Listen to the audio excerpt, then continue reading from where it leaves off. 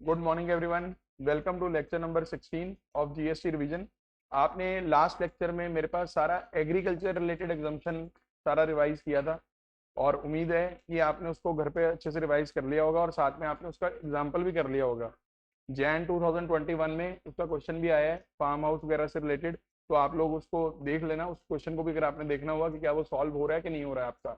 इस चैप्टर की ना यही खासियत है, चैप्टर बहुत लंबा है, ना तो छोड़ने का मन करता है ना कोई बहुत ज्यादा पेपर में आता है, पर पेपर में जो आता है वो होता बड़ा सिंपल है, इसलिए छोड़ने का मन नहीं करता। या तो ना, एक तो होता है कि चैप्टर लेंथी भी है और ऊपर से आता भी मुश्किल है, फिर तो बंदा कहता है यार छोड़ दो, कोई फायदा नहीं। क्वेश्चन आते हैं सिंपल, चैप्टर लेंथी है, छोड़ने का मन नहीं करता। तो मैं भी इसी दुविधा में फंसा हुआ हूँ आपके साथ। ठीक है, बट आइए 73 पॉइंट नंबर करते हैं हम। 73 नंबर एंट्री क्या है? Services by the cord blood banks by way of preservation of stem cells और any other service in relation to such preservation. देखिए ऐसा होता है कि जब कोई न्यूली बॉर्न बेबी होता है तो उस टाइम पे जो अम्बिलिकल कॉर्ड होती है उसमें जो ब्लड होता है ना, वो ब्लड ना बड़ा प्योर फॉर्म होता है और बड़ा बड़ा उसको बोलते हैं स्टेम सेल्स होते हैं उसके अंदर। तो वो स्टेम सेल्स को ना आजकल यूज किया जा रहा है बहुत ज्यादा मेडिकल लाइन के अंदर, कि कल को अगर बच्चे को कोई प्रॉब्लम हो जाए, कोई दिक्कत आ जाए, तो स्टेम सेल से बहुत सारी चीजें ठीक की जा सकती हैं। बहुत सारे डिसीजेज ऐसे हैं जो स्टेम सेल्स की मदद से ठीक कर सकते हैं और मेडिकल साइंसेज उस पर और रिसर्च कर रहा है। ठीक है, तो जो ये ऐसे प्राइवेट कॉर्ड ब्लड बैंक्स हैं, ये सर्विस मतलब काफी कॉस्टिंग की होती है। जैसे मतलब अगर मैं बात करूं तो इसके चार्जेस होते हैं, 21 साल का पैकेज अलग है, ठीक है, 75 ईयर्स का पैकेज अलग है, तो ईयर वाइज है। तो एनुअली ये 4-5 हजार रुपए वो लेते हैं, और साथ में अगर आप पैकेज लेते हो तो जैसे 21 साल का अगर आप पैकेज लेते हो तो 40 से 45 हजार इतनी अमाउंट इनकी होती है सर्विस चार्जेस, उस पर जीएसटी नहीं है। क्योंकि इस सर्विस को प्रमोट करने के लिए हमारे जीएसटी लॉ ने क्या किया हुआ इसे एग्जाम। अगली सर्विस है जी डॉक्टर साहब की, ये भी वैसे मेडिकल लाइन से रिलेटेड थी, तो अभी मैं और मेडिकल लाइन से करवा रहा हूँ रिलेटेड। 74 इंपॉर्टेंट रहेगी क्योंकि मैं मेनली वही एग्जाम्पशन पहले कवर कर रहा हूँ जो ज्यादा इंपॉर्टेंट है। 74 नंबर पॉइंट सुनिएगा ध्यान से। इसमें दो पॉइंट्स कवर्ड हैं सर्विस बाय वे ऑफ। एक तो हेल्थ केयर सर्विसेज, ये हेल्थ केयर सर्विसेज का मीनिंग क्या है वो नीचे बता रखा है, लेकिन सर्विस दे कौन रहा है गौर करना। आप या मैं दूंगा वो नहीं, क्लिनिकल एस्टेब्लिशमेंट या कोई ऑथराइज मेडिकल प्रैक्टिशनर या पैरामेडिक्स। सही बताऊं, इस पूरी लाइन के अंदर आपको सिर्फ बाय अ और एक और, इनका मीनिंग पता है, बाकी सारी सारी चीजें डिफाइंड है। हेल्थ केयर सर्विस भी डिफाइंड है, clinical establishment, authorise medical practitioner, paramedic सब डिफाइंड है। तो आओ पहले हेल्थ केयर सर्विस का मीनिंग देखते हैं। हेल्थ केयर सर्विस में डायग्नोसिस भी आता है। ये जो लैब वाले होते हैं ना, लैब वाले ट्रीट नहीं करते, लैब सिर्फ डायग्नोस करती है।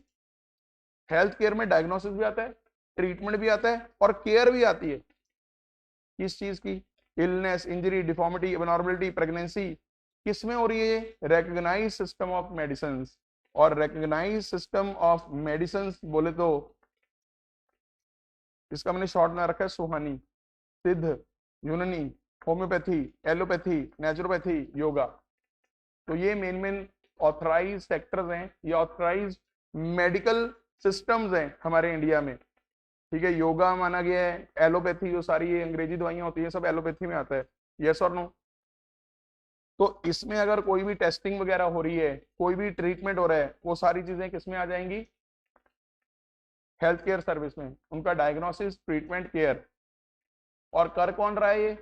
Clinical establishment. क्लिनिकल एस्टेब्लिशमेंट में का मतलब क्या है? हॉस्पिटल, नर्सिंग होम, क्लिनिक भी हो सकता है। और ये डायग्नोस्टिक सर्विस भी दे रहा है, ट्रीटमेंट सर्विस भी दे रहा है, केयर, कुछ भी सर्विस दे रहा है ये अगर इनमें से, तो वो क्लिनिकल एस्टेब्लिशमेंट है। ऑथराइज मेडिकल प्रैक्टिशनर कौन है? जो रजिस्टर्ड है with the councils of medicine वगैरह, जैसे इंडियन मेडिकल एसोसिएशन है। समझ रहे हो मेरी बात? तो अगर इनमें से कोई आदमी हेल्थ केयर सर्विस दे रहा है, और पैरामेडिक कौन है? पैरामेडिक नीचे बता रखा है। पैरामेडिक्स वो प्रोफेशनल्स हैं, जैसे कोई नर्सिंग स्टाफ हो गया, फिजियोथेरेपिस्ट हो गया, टेक्नीशियन हो गया, लैब असिस्टेंट हो गया। देखो अगर तो ये लोग जॉब कर रहे हैं फिर तो सैलरी ले रहे होंगे, लेकिन अगर ये इंडिपेंडेंट कैपेसिटी में अपनी सर्विस दे रहे हैं और अपने चार्जेस ले रहे हैं, वो एग्जाम्प्ट है। क्या आपको सबको पहला पॉइंट समझ में आया कि नहीं आया? और हेल्थ केयर सर्विस में अभी सिर्फ एक पॉइंट हुआ है। हेल्थ केयर सर्विस का दूसरा पॉइंट बोलता है it includes transportation of the patient to and from a clinical establishment. यानी घर से हॉस्पिटल लेके जाना, और हॉस्पिटल से घर लेके आने के लिए अगर आप एम्बुलेंस सर्विस भी ले रहे हो और उसके ऊपर चार्जेस लग रहे हैं, that is also GST free. Are you understanding? लेकिन क्या चीज हेल्थ केयर सर्विस में नहीं आती वो सुनना। जहां भी आप कोई hair transplant, cosmetic, plastic surgery करवा रहे हो अपनी सुंदरता को बढ़ाने के लिए, लेकिन अगर यही चीजें आप करवा रहे हो, कोई ऐसा डिफेक्ट है कॉन्जेनिटल, या कोई डेवलपमेंटल अबनॉर्मेलिटी है, या कोई ट्रॉमा है, इंजरी है, कोई एक्सीडेंट हो गया उसकी वजह से स्किन खराब होगी, तो वहां अगर प्लास्टिक सर्जरी करवाई जा रही है, that is health care service. तो एक तो आपको ये ध्यान रखना है कि हेल्थ केयर सर्विस में कौन कौन आता है, क्या क्या आता है। ट्रांसपोर्टेशन भी आती है हेल्थ केयर सर्विस में। अब याद ये रखिएगा, हेल्थ केयर सर्विस कौन दे रहा है, या क्लिनिकल एस्टेब्लिशमेंट, या पैरामेडिक्स, या ऑथराइज मेडिकल प्रैक्टिशनर, वही एग्जाम्प्ट है। अब दूसरा पॉइंट मैं पढ़ रहा हूं, फिर आपने मुझे ये आंसर देना है कि ट्रांसपोर्टेशन ऑफ पेशेंट इन्होंने बी पॉइंट में एग्जाम्प्ट कर दी, इसे अलग से एग्जाम्प्ट करने की जरूरत क्या पड़ी? क्योंकि जब ए पॉइंट में हेल्थ केयर सर्विस में ट्रांसपोर्टेशन ऑफ पेशेंट भी आ जाता है, तो उसको अलग से लिखने की क्या जरूरत पड़ी? Service provided bye way of transportation of a patient in an ambulance. आगे उसने लिखा है अदर देन ए अबव। सोचो, ए में तो आप तभी कवर होगे ना अगर हेल्थ केयर सर्विस जिसमें ट्रांसपोर्टेशन भी आती है, कौन दे रहा है? या क्लिनिकल एस्टेब्लिशमेंट, या ऑथराइज मेडिकल प्रैक्टिशनर, या पैरामेडिक्स। हालांकि पैरामेडिक्स कभी ट्रांसपोर्टेशन की सर्विस नहीं देंगे नॉर्मली, पर क्लिनिकल एस्टेब्लिशमेंट तो दे सकते हैं ना, उनकी अपनी एम्बुलेंस हो सकती है।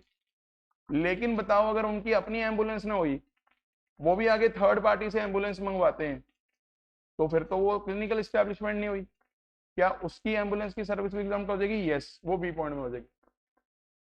क्या आपको मेरी बात समझ में आ रही है कि नहीं आ रही है? यस और नो? भाई इंपॉर्टेंट एंट्री है, ठीक है। कुछ इसके सीबीआईसी के सर्कुलर्स हैं, सुनिएगा। सर आजकल तो जो होटल्स होते हैं, होटल्स के अंदर सिर्फ ट्रीटमेंट नहीं, आजकल तो रहना, खाना, पीना, केयर, वैसे मैंने बोला ट्रीटमेंट और केयर भी आती है उसमें। तो आजकल तो होटल होटल जैसे तो हॉस्पिटल है, सारी फैसिलिटीज अंदर ही हैं। और एक अभी कोविड का जो रेट चल रहा है, एवरेज रेट अगर मैं बात करूं 12,000 रुपीज पर डे चल रहा है नॉर्मल बेड का। नॉर्मल बेड का 12,000 पर डे लग रहा है नॉर्मल। ये नहीं मैं बहुत हाई एंड हॉस्पिटल बोल रहा हूँ, एवरेज बोल रहा हूँ मैं, एवरेज। हाई एंड और छोटों को मिला के जो भी कोविड का बेड रख रहा है 12,000 रुपये पर दिन एवरेज चल रहा है। यानी 10 दिन भी अगर बंदा वहां रह गया 1,20,000 रुपये लगे। और इसमें कोई भी एक्स्ट्रा मेडिसिन कुछ नहीं है। अगर हालत खराब हुई, कोई ऑक्सीजन लगाना पड़ गया एक्स्ट्रा, या वेंटिलेटर पे जाना चला गया बंदा, या इंजेक्शन लगे, या कोई दवाई महंगी लगी, वो सब एक्स्ट्रा। ये सिर्फ वहां रहने का, लेकिन इसको भी एग्जाम्प्ट किया हो, क्योंकि अल्टीमेटली हेल्थ केयर में गया। आप मेरा पॉइंट समझ रहे हो? यस और नो? फिर है supply of services other than health care services. जैसे हॉस्पिटल्स के अंदर ही मान लो शॉप्स खुली हुई हैं छोटी छोटी, मान लो फार्मेसी की शॉप खोल ली, या कोई कैंटीन खोल दी किसी ने वहां पे अंदर, और उसका रेंट ले लिया हॉस्पिटल्स ने, ये सब चीजें टैक्सेबल हैं। और अगर वहां पे कोई एडवर्टीजमेंट वगैरह हो रही है, कोई होर्डिंग लग रही है, कोई स्टैंडी लगाई जा रही है वहां पे किसी ब्रांड की, तो वो सभी टैक्सेबल है, क्योंकि this is not health care service. Are you understanding? भाई सुन रहे हो सारे बच्चे? अगला पॉइंट सुनिए। गब्बर इज बैक में आपको याद होगा हॉस्पिटल का एक सीन दिखाया हुआ है, जिसके अंदर वो हॉस्पिटल वाले बोलते हैं कि केस बड़ा बिगड़ा हुआ है, हमें एक सीनियर डॉक्टर को बुलाना पड़ेगा बाहर से और वो फीस लेंगे। अब यहाँ पे सुनो क्या है, हॉस्पिटल वाले पेशेंट से लेते होंगे पैसे, और हॉस्पिटल वाले आगे किसको पे करते होंगे? हाँ जी, सीनियर डॉक्टर को। ये दोनों एग्जाम्प्ट है। यानी अगर पेशेंट से आप 2 लाख रुपए ले रहे हो, और आगे सीनियर डॉक्टर को चाहे 1 लाख दो चाहे 1.5 लाख दो, उससे मतलब नहीं है, दोनों हेल्थ केयर सर्विस है। और अगर वो डॉक्टर एम्प्लॉयड ही आपके पास सीनियर डॉक्टर, फिर तो सैलरी ले रहा होगा। यानी जो पेशेंट से लिया, ठीक है, वो भी such person do not have hospital पे consultancy charges and there is no employer employ relation, it is clarified service provided by such senior doctor consultant technician whether employ or not are health care services which are exempt. यानी देखो, patient से जो ले रहे हो वो तो पक्का ही एग्जाम था, क्योंकि वो तो हेल्थ केयर सर्विस है। डाउट किस में आ रही होगी? जो आगे हॉस्पिटल वाले डॉक्टर को पे कर रहे हैं वो भी एग्जाम है। क्या आपको मेरी बात समझ में आ रही है? यस और नो? आगे है जी, हॉस्पिटल चार्ज पेशेंट से 10,000 and pay to consultant only 7,500 and keep the balance with themselves. कि भाई वाकई हमारा खर्चा पानी है। इट इज क्लैरिफाइड कि इंटायर अमाउंट जो चार्ज होएगी वो सारी की सारी हेल्थ केयर सर्विस है, वो सब एग्जाम्प्ट है। वही जो मैं आपको बता रहा हूँ, जो उन्होंने रिटेन भी कर लिया, that is also health care, that is not their commission.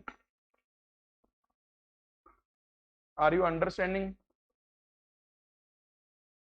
भाई अब फूड भी सप्लाई होता है, पेशेंट्स को खाना देते हैं तीनों टाइम का, अगर बंदा वहां पे क्या नाम है एडमिटेड है तो सुनिएगा, health care service by clinical establishment will include food supply to patients. Health care में फूड भी आ गया क्योंकि केयर का पार्ट है, but such food may be prepared by the canteens run by the hospitals or may be outsourced by the hospitals to the outdoor caterer.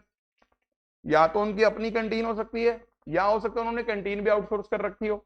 कहता जहां पे आउटसोर्स कर रखा है, ये तो बात पक्की है, सप्लायर टैक्स चार्ज करते होंगे हॉस्पिटल वालों से, क्योंकि कैंटीन सर्विस थोड़ी एग्जाम्प्ट है, क्योंकि कैंटीन वाला जो कैंटीन रन कर रहा है he is not doing health care service, वो तो जीएसटी चार्ज करेगा। और हॉस्पिटल को आईटीसी नहीं मिलेगा, बताओ क्यों नहीं मिलेगा? हॉस्पिटल को आईटीसी क्यों नहीं मिल रहा? सर हॉस्पिटल की खुद की सर्विस एग्जाम्प्ट है ना। हॉस्पिटल जब मेडिकल सर्विस देगा, हेल्थ केयर सर्विस देगा, तो जीएसटी चार्ज तो करेगा नहीं, तो उसके सारे आईटीसी मारे जाएंगे।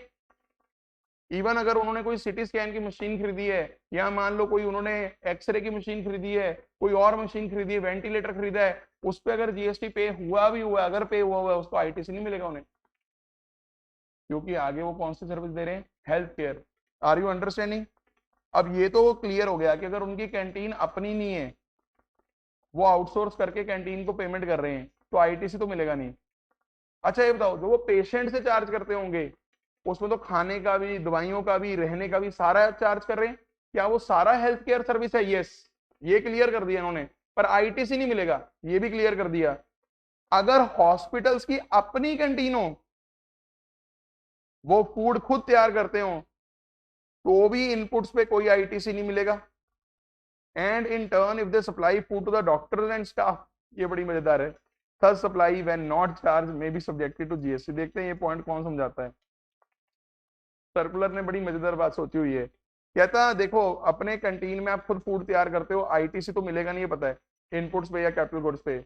और अगर आपने फूड वगैरह डॉक्टर्स को या स्टाफ को दे दिया, तो इस पे अगर आप चार्ज नहीं भी कर रहे हैं उनसे पैसे, फिर भी हम आपको जीएसटी चार्ज ठोक देंगे उसके ऊपर। ये पता कौन सा वाला केस है आपको याद है? वो एम्प्लॉयर एम्प्लॉय रिलेशन में विदाउट कंसिडरेशन अगर आप सप्लाई करते थे, तो वो सप्लाई बन जाती थी। याद करो शेड्यूल 1, शेड्यूल 1 का पैरा नंबर 2, जिस और प्रोवाइजो भी थी जिसकी कि एम्प्लॉय 50,000 तक हम नहीं बनाएंगे सप्लाई। ये वो वाला पॉइंट लग रहा है। अगर साल में आप उन्हें खाना खिलाई जा रहे हो, खिलाई जा रहे हो, खिलाई जा रहे हो वहां से कैंटीन से, तो वैल्यूएशन निकलेगी उसकी, अगर वो 50,000 से ऊपर चलेगी तो आप तो गिफ्ट दे रहे हो उसे, ये वो वाला पॉइंट लगा रखा है। और अगला पॉइंट वही है कि डॉक्टर या न्यूट्रिशनिस्ट ने जो बोला था, अगर वो फूड आप उन्हें खिला रहे हो इन पेशेंट्स को जो आपके पास भर्ती हैं, तो वो कॉम्पोजिट सप्लाई है। कॉम्पोजिट सप्लाई कौन सी होती है बताओ? जिसमें जिसमें ऑर्डिनरी बंडल होता था कि खाना साथ में खिलाना पड़ेगा वरना रिकवरी नहीं होगी पेशेंट की, तो वहां बताओ प्रिंसिपल सप्लाई का रेट लगता था। बताओ प्रिंसिपल सप्लाई के यहाँ हेल्थ केयर सर्विस एग्जाम्प्ट है, तो सारा पैसा एग्जाम्प्ट हो जाएगा, वही तो समझा रहा हूँ। और अगर खाना खिलाया जा रहा है पेशेंट्स को जो एडमिटेड नहीं है आपके पास, या उनके अटेंडेंट्स को या विजिटर्स को, उस पर टैक्स लग जाएगा, क्योंकि फिर वो हेल्थ केयर का पार्ट नहीं है। क्या आपको मेरी बात समझ में आ रही है? ये एम्बुलेंस सर्विस पढ़नी हुई एक बार पढ़ लेना, स्कीम सी है ये इनकी, private service provider under NHM on behalf of state government. तो स्टेट गवर्नमेंट के बिहाफ पे ये जो private service providers ambulance service चला रहे हैं और बदले में फी या कुछ अमाउंट चार्ज कर रहे हैं स्टेट गवर्नमेंट से, ये functions interested to panchayat and municipality है। पहले बताई थी ना ये वाली मैंने एंट्रीज, जहाँ पे सर्विस इंटरेस्टेड टू पंचायत या म्युनिसिपैलिटी करी जाती है, तो वो वाली सर्विस एग्जाम्प्ट हो जाएंगी। वैसे तो मैं आपको सही बताऊं, ये इसलिए अलग से लिखना पड़ रहा है क्योंकि एम्बुलेंस सर्विसेज मेनली ये वाली कवर करते थे जहाँ पे हॉस्पिटल्स वगैरह वाली होती थी, लेकिन मैं कह रहा हूँ जहाँ पे transportation of patient other than ये आ गया, वो भी एग्जाम्प्ट है। आप एक बार रीड करना, वो कर लेना इसको।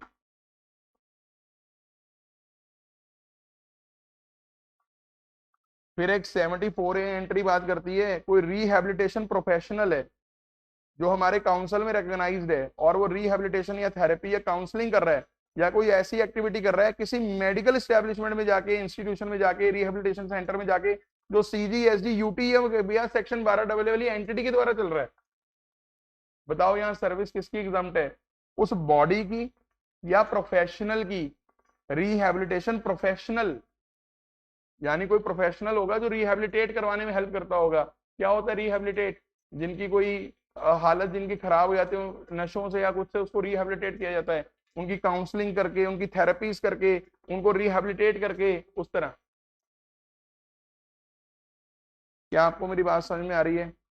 फिर एक operators of common biomedical waste treatment वाले क्लिनिकल एस्टेब्लिशमेंट को सर्विस दे रहे हैं। क्या सर्विस दे रहे हैं? उनका बायोमेडिकल वेस्ट या प्रोसेसेस इंसिडेंटल देयर टू, उसको ट्रीट कर रहे हैं, डिस्पोज कर रहे हैं उनके वेस्ट को। तो हॉस्पिटल्स को भी तो अपना कूड़ा कचरा बायोमेडिकल वेस्ट डिस्पोज ऑफ करवाना है, उसे ट्रीट करवाना है। वो जो लोग इनको सर्विस दे रहे हैं बड़े बड़े हॉस्पिटल्स को, वो भी एग्जाम्प्ट है। तो ये वाली एंट्रीज आज जो मैंने आपको करवाई है ना, ये सारी हेल्थ सेक्टर से रिलेटेड है। और आपको ना इस पे एग्जाम्पल भी मिल जाएगा मेरे नोट्स के अंदर, बढ़िया सा कोई शायद इसके बाद होगा जहाँ पे ये खत्म हो रहे हैं पॉइंट्स, आप चेक कर लेना। हेल्थ केयर सर्विस से रिलेटेड मैंने एग्जाम्पल रखे हुए हैं, ढूंढना पड़ेगा आपको बस थोड़ा सा। ये वाला एग्जाम्पल है, शायद यहाँ मिलेगा।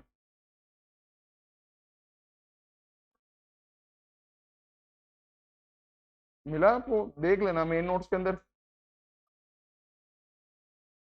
पेज नंबर तो बताओ, मतलब किसके नीचे पड़ा है? अच्छा, जहाँ इलस्ट्रेशन है सारी, हाँ जहाँ इलस्ट्रेशन नंबर 2 है वहां देख, देख लेना पेज नंबर लगे, ये रहा। सेकंड एग्जांपल ही है, सॉल्व एग्जांपल फॉर प्रैक्टिस, ये आज कर लो जाके। एग्जांपल जरूर ट्राई कर लो। मैं ट्रीट कर रहा था, आप ट्राई कर लो, ठीक है। तो अभी हम यहाँ पे रोकते हैं इस क्लास को। कल के लेक्चर में हम लोग बात कर लेंगे एजुकेशन सेक्टर की। इंपॉर्टेंट सेक्टर हमने सारे कवर करें, एग्जाम्पल्स के, वकील हो गए, ठीक है, ट्रांसपोर्टेशन ऑफ पैसेंजर होगी, गुड्स होगी, ठीक है, डॉक्टर्स हो गए, अब आज कवर हो गए हमारे, ठीक है, एग्रीकल्चर हो गया, गवर्नमेंट से रिलेटेड भी कुछ एंट्रीज हमने करी कवर। अब हम कल कवर कर लेंगे एजुकेशन वगैरह कवर कर लेंगे, और जो छोटी छोटी एंट्रीज और लगती होंगी मेरे को, बाकी छोटी छोटी एंट्रीज आप भी रीड करके थोड़ी क्लियर कर लेना, ठीक है जी। तो आज के लिए इतना ही जी, thank you very much, bye bye, take care.